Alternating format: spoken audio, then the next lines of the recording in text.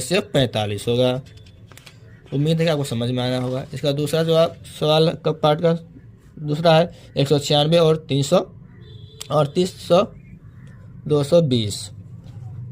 तो देखिए इसमें बड़ा क्या है 38,220 बड़ा है, तो उसको अंदर रखेंगे, जो छोटा है उसको बाहर रखेंगे। 196 को भागा बनाएंगे तो इसको दो तरीके से बना सकते हैं कि 196 में 195 से गुना कीजिएगा तो आपको ये आ जाएगा।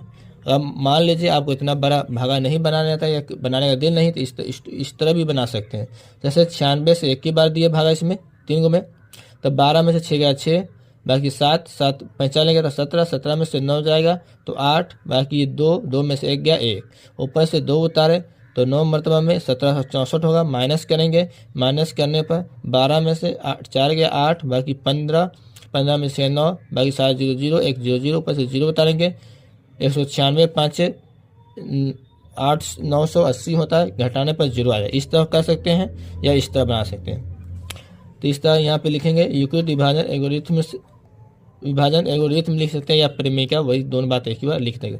फार्मूला a + a बराबर BQ जोड़ R हो गया। उसके बाद a का मान 38,220 है, लिख दिए। b का मान 196 है तो 96 लिख दिए।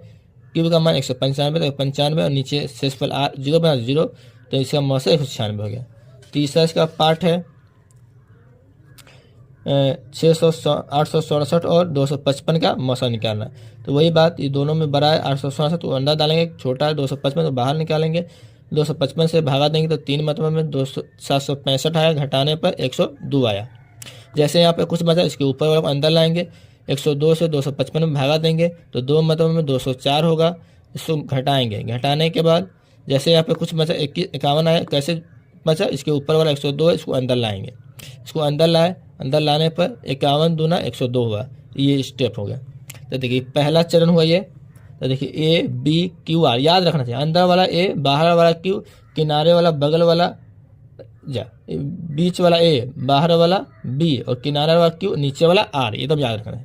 तो A का मान अंदर 867 बराबर B का मान 255 और Q का मान 3 और R का मान 102 है। इसी तरह चरण 3 में ये वाला A हुआ, B हुआ, Q हुआ, R हुआ, इसका मान यहाँ पे रखें 255 51। तीसरा चरण में ये A हुआ, ये B हुआ, ये Q हुआ, ये R हुआ, ये लिखेंगे और लास्ट में लिख देंगे इनमें SCF चरण SCF इसका कितना होगा, तो ये 0 आया, इसके ऊपर क्या है 51 है, तो इसका SCF 51 होगा। ये 51 हो गया।